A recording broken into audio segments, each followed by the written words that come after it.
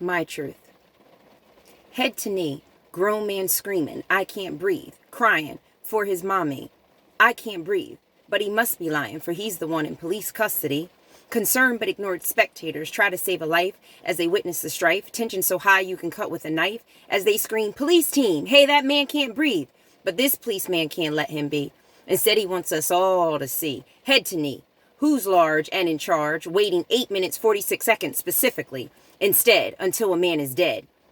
Officers' cold eyes staring, head to knee, smirking, glaring, arrogantly, as the world just witnesses murder on national TV, again.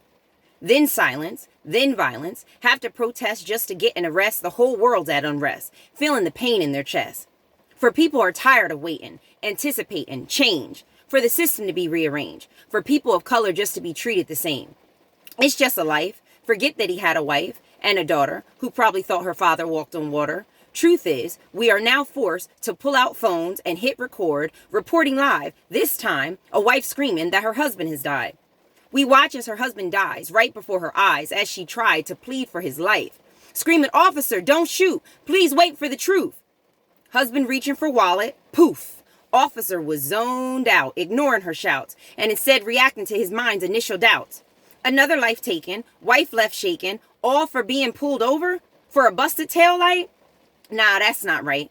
Wife now left holding her pillow tight at night. Memories of that day will never go away, not understanding why her husband was taken away. So carelessly, recklessly, arrogantly, selfishly, what happened to humanity? Truth is, a woman was sleeping in bed who now lies dead because police decided to enter her home instead of knocking instead. Truth is, if a black man falls asleep in his car, police are then called. Once they feel threatened, it's one to the back because it was easier to shoot than to take off on foot and pursue life, protect life. Truth is, if you're black or brown and decide to leave your house or go out of town to get Skittles, take a run, or go grab something to eat, you may be followed for just walking home or running on the street. Leaving your house, yes, but not knowing who you'll meet. On the way back, you may be attacked for wearing black, guilty of nothing but gunned down for something, and not because you did something wrong, but because the same old song of how the pursuer felt threatened, never admitting it was really because you're black. They had to protect themselves from you. Jury never getting to hear your side, so his must be true, because often the victim died. Testimony given only by the living, one side, but shooting's always justified. No questions about if the pursuer lied or how you really died.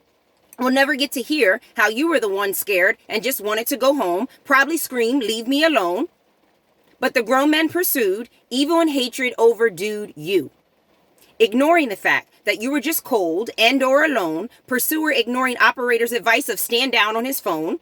They always get away is what George Zimmerman said that day. It will always be your word against his, and though you were just kids, he gets to live, smiling, smirking, free to walk the streets once again lurking. Some choose to not understand our disgust and how change is a must, and what's called justice for you is not for us. Another police shooting, yet all they see is the looting. Truth is, most people of color are scared of the police because for us, they have become a disgrace.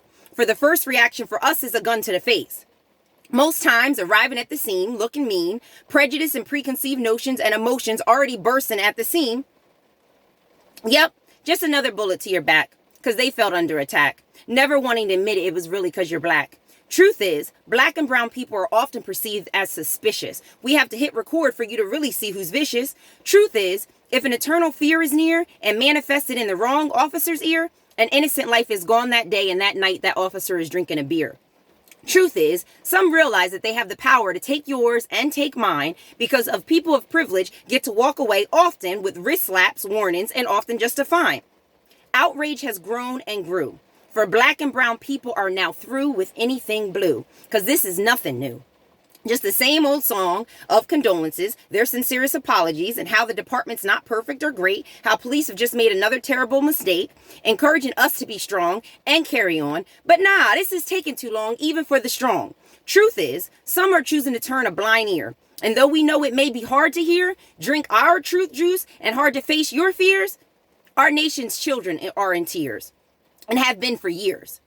When will we face the fact that our nation's been off track and a president in office that glorifies going back and won't condemn any attacks as bodies continue to stack and stack and stack, never admitting that he's really upset that Barack Obama is black?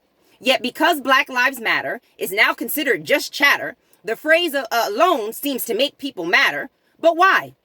Victims' families' cries discarded unless the crime is recorded and then reported.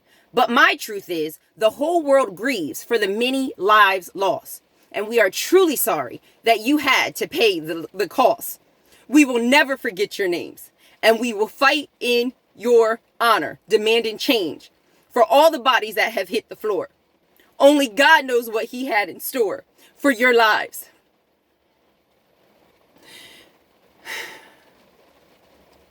But I promise you this, we will never forget, and we will always say your names, because we're done playing their games. For we are all human and should be treated the same.